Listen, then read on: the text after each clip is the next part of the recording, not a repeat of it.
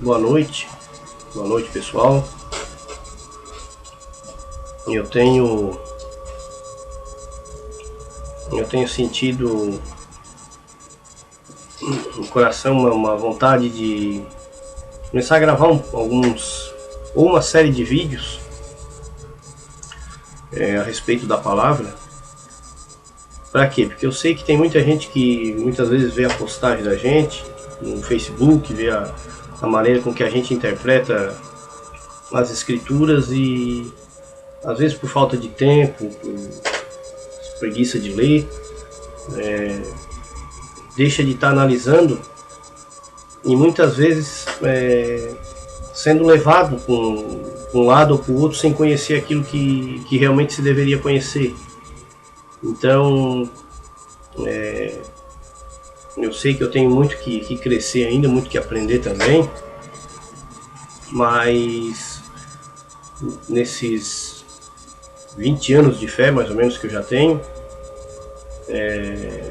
aprendido bastante também. Estudei por um bom tempo com os Testemunhos de Jeová, frequentei em Joinville, frequentei a igreja por um curto período, a Assembleia de Deus, cheguei a participar de alguns cultos, depois fui para a Capela da Bênção, vim embora para Sombrio, aqui frequentei a Igreja Batista, frequentei a Igreja Cristo Vive, e todas elas eu pude aprender coisas boas, coisas ruins, de tudo sabendo tirar proveito.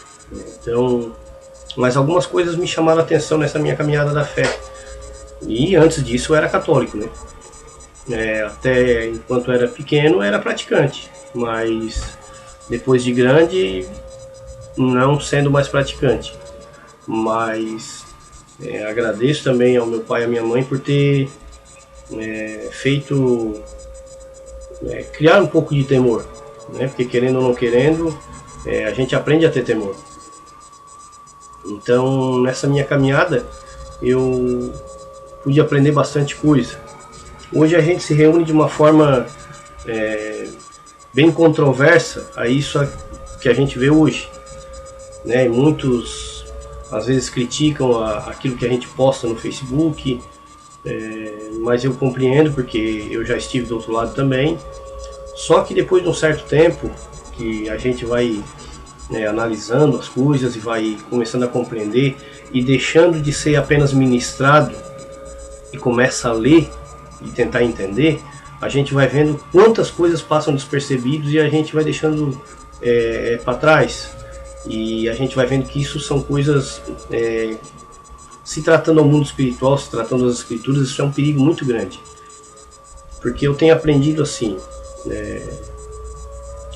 vamos supor, tem eu e a minha família, eu pego um serviço e vou para Bahia, vou lá para aquela Havana. E se fosse na época que não tivesse internet, nada, nem telefone, eu precisaria me comunicar com eles por carta. Então eu pegaria e fazia uma carta, dizendo para eles que lá eu estou bem, arrumei um serviço, que em breve eu vou vir ver eles, assim. Então eu escrevo toda uma carta e mando para minha família aqui. Quando a minha família aqui pegar essa carta para ler, automaticamente quem iria ler seria minha esposa. Iria ler para os meus filhos, depois ia passar para minha mãe, para meus irmãos, para dizer como é que eu estava.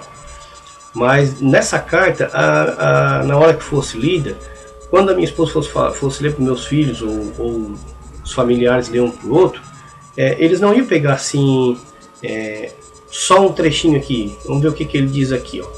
Ele diz que lá ele está bem, que a gente não precisa se preocupar, que lá ele está bem. Beleza, pessoal? Automaticamente aqueles que estão ali escutando iam dizer, não, a gente quer ler a carta toda.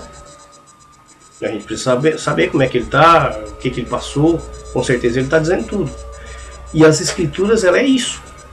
Essa ladainha, esse negócio de que você muitas vezes frequenta certos tipos de locais que chega lá, só lê 1, 2 versículos, um culto ali de às vezes, um culto, missa, sei lá, às vezes de 2 horas, se lê 2 versículos da Bíblia e se faz todo um texto em cima daquilo ali, isso aí é furada, isso aí é mentira, isso é enganação. Por que eu te digo que isso é enganação?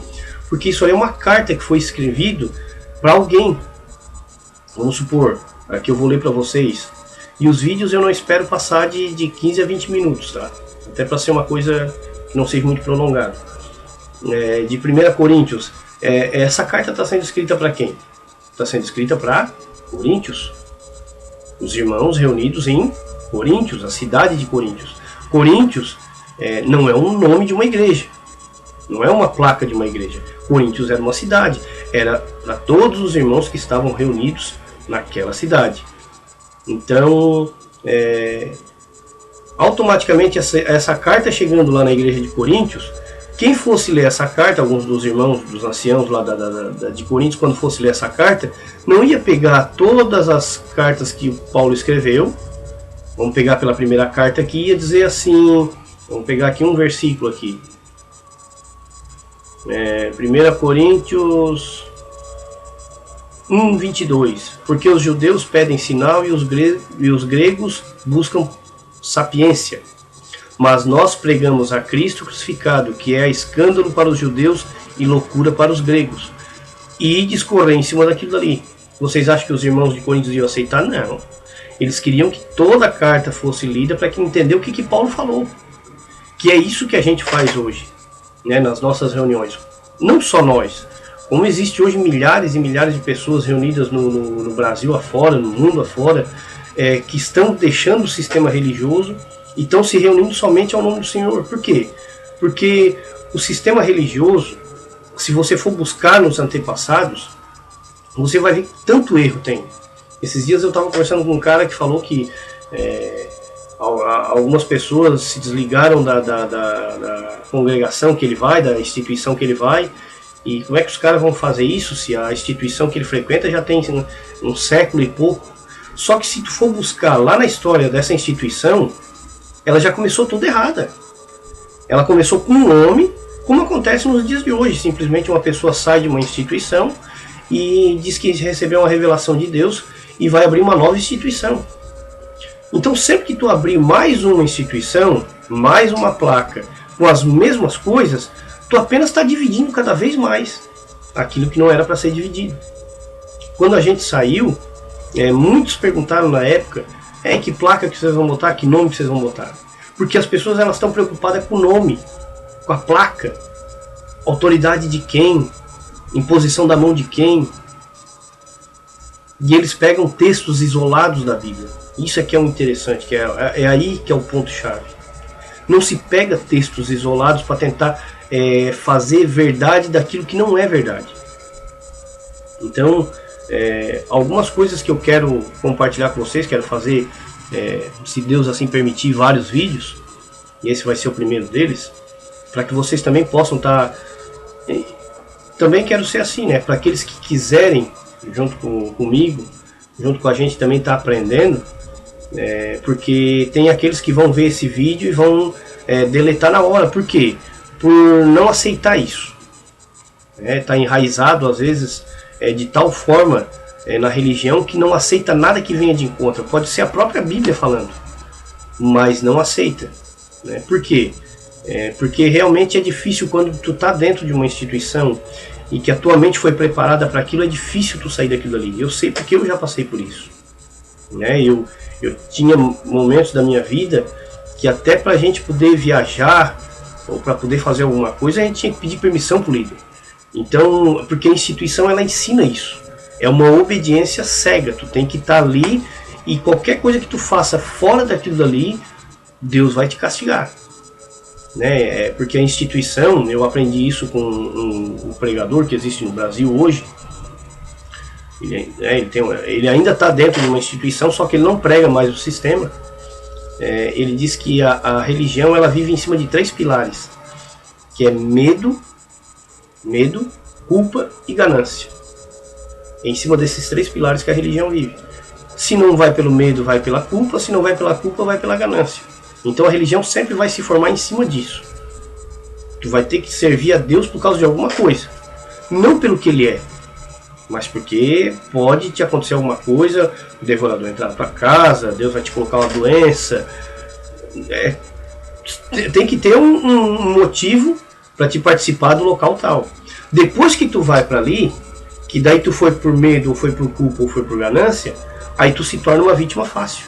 Aí eu vou pegar textos isolados, porque eu não leio a carta inteira.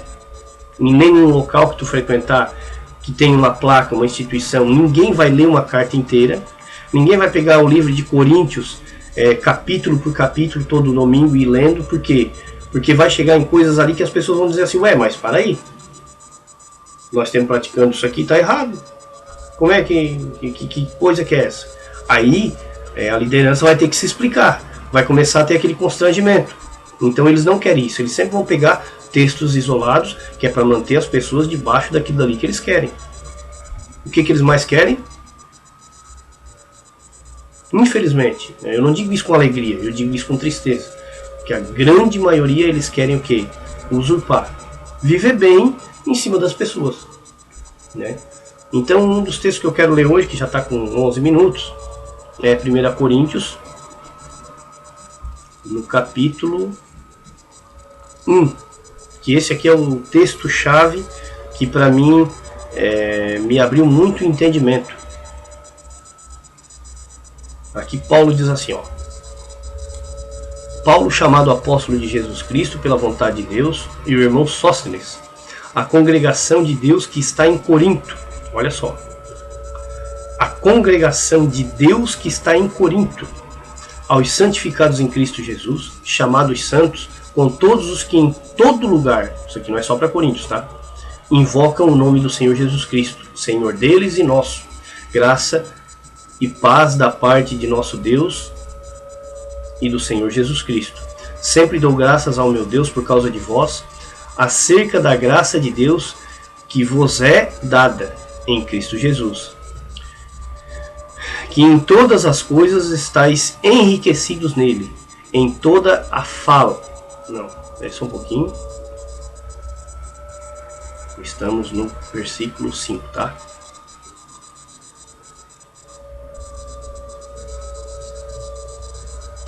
Enriquecidos nele em toda a fala e em todo o conhecimento, como o testemunho de Jesus Cristo foi confirmado entre vós, de maneira que nenhum dom vos falta, esperando a manifestação do nosso Senhor Jesus Cristo, o qual vos confirmará também até o fim, para serdes irrepreensíveis no dia da vinda de nosso Senhor Jesus Cristo. Fiel é Deus pelo qual fostes chamados para a comunhão de seu Filho Jesus Cristo, nosso Senhor. Agora aqui o bicho começa a pegar. 10. Rogo-vos, porém, irmãos, pelo nome de nosso Senhor Jesus Cristo, que digais todos uma mesma coisa, e que não haja entre vós divisões. Antes, sejais unidos em um mesmo sentido e um mesmo parecer. Porque a respeito de vós, irmãos meus, me foi comunicado pelos da família de Cloe, que há contenda entre vós. Que contendas são essas? 12. Quero dizer com isso que cada um de vós diz, eu sou de Paulo, eu de Apolo, eu de Cefas e eu de Cristo. O 13. Está Cristo dividido? Foi Paulo crucificado por vós, ou fostes vós batizados em nome de Paulo? Dou graças a Deus porque a nenhum de vós batizei, senão a Crispo e a Gaio. Aí aqui os irmãos, se quiserem continuar lendo até o final, vocês vão ver aqui o versículo, o capítulo 1. Se quiserem continuar lendo o capítulo 2, justamente para isso, para não ser enganado, vocês vão estar vendo que havia naquela época, nessa congregação de Corinto, um problema. O que estava acontecendo aqui? Paulo primeiro diz assim, rogo-vos, porém, no 10, rogo-vos, porém, irmãos, pelo nome do nosso Senhor Jesus Cristo, que digais todos uma mesma coisa e que não haja entre vós divisões. Então, Paulo está dizendo o quê? Não pode ter divisão. O corpo de Cristo não pode ser dividido. O corpo de Cristo, eu me recusei, depois que eu comecei a entender, a aceitar que isso que tem aí hoje seja o corpo de Cristo. Por quê?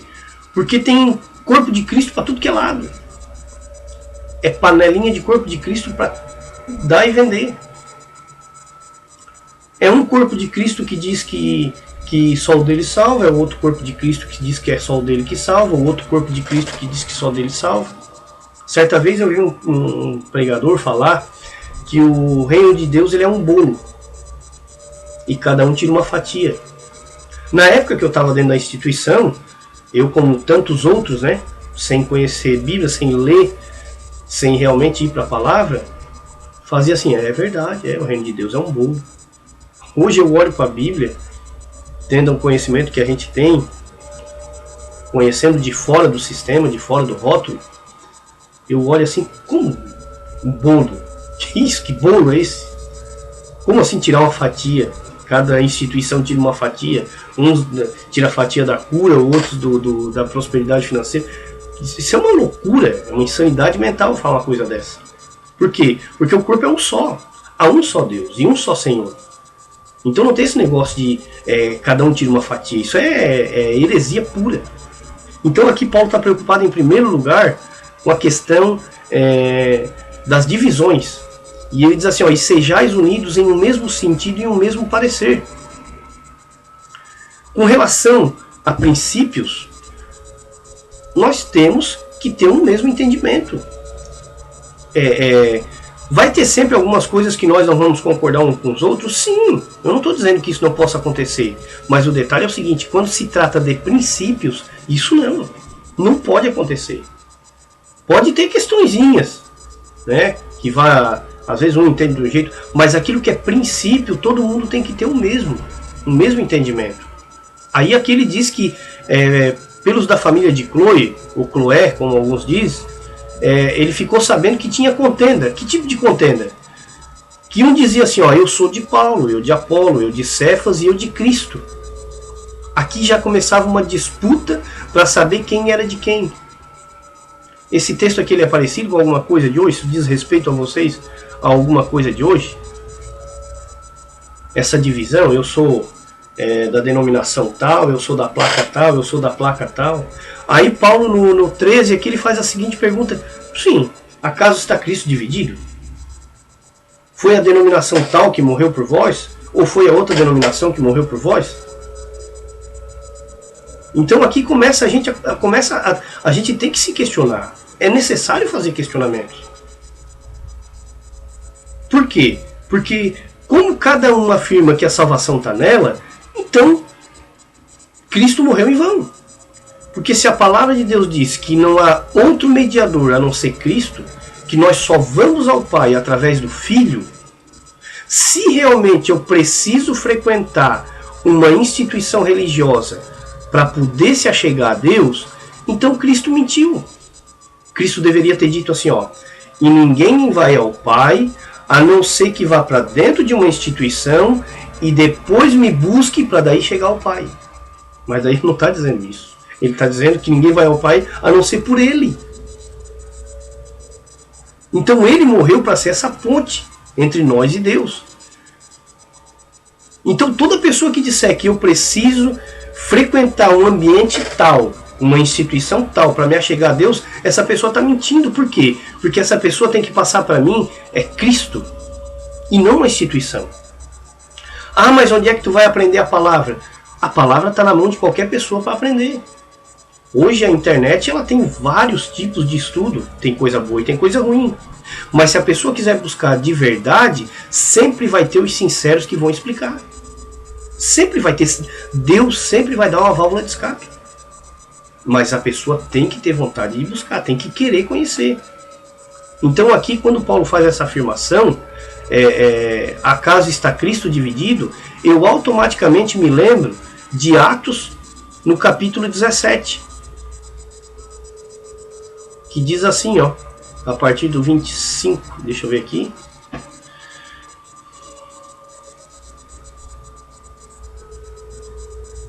Capítulo 17, a partir do 24. O Deus que fez o mundo e tudo que nele há, sendo o Senhor do céu e da terra, não habita em templos feitos por mãos de homens, nem tampouco é servido por mãos de homens como que necessitando de alguma coisa, pois Ele mesmo é quem dá a todos a vida e a respiração e todas as coisas. Então assim, aqui o texto diz bem claro que Deus não habita mais em templos feitos por mãos humanas. Só que esse texto é tão difícil de ser compreendido por tantas pessoas que acham que realmente Deus está dentro de uma instituição, Deus está dentro de uma parede. E Deus não está, ele fala na palavra dele. Como é que um Deus que diz aqui, ó, no versículo 24, 25, nem tampouco é servido por mãos de homens, como que necessitando de alguma coisa, pois ele mesmo é quem dá a todos a vida e a respiração e todas as coisas. No 23,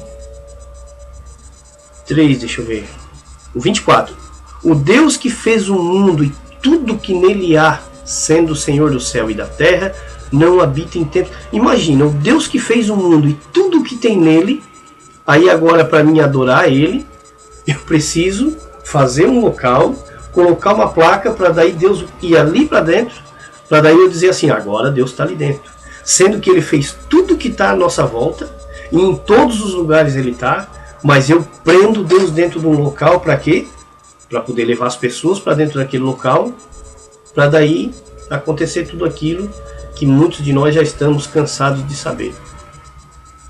Então, os vídeos que eu quero começar a fazer, e se Deus assim permitir, para ajudar as pessoas, vocês perceberam que eu estou falando a questão de ler o capítulo inteiro. Eu peguei aqui Atos 17, no versículo 24 ao 26. De repente alguns vão dizer assim, tu falou de ler o capítulo inteiro, mas tu está lendo... Se vocês pegar aqui o Atos 17, desde o começo do capítulo, vocês vão ver Paulo chegando nestes irmãos aqui, quer ver? E passando por Anfípolis e Apolônia, chegaram a Tessalônica, onde havia uma sinagoga de judeus. Aqui Paulo começa a falar, daí depois ele passa pelos crentes de Bereia, que ele elogiou porque eram pessoas que olhavam na palavra tudo que estava sendo falado. Aí depois ele chega... Quer ver aqui, ó? Deixa eu ver no 16. Enquanto Paulo os esperava em Atenas, o seu espírito se comovia a si mesmo. Então aqui Paulo estava em Atenas, quando ele falou essa questão de que Deus não habita em templos feitos por mãos humanas, porque em Atenas era um povo muito idólatra. Então Paulo ali achou uma estátua que dizia do Deus desconhecido e usou desse argumento para chegar dentro do Areópago e falar com todos os irmãos e explicar a fé dele em Cristo Jesus. A Bíblia diz que ali alguns ficaram com ele, depois quiseram aprender mais e a grande maioria correu. Como vai acontecer com esse vídeo aqui também.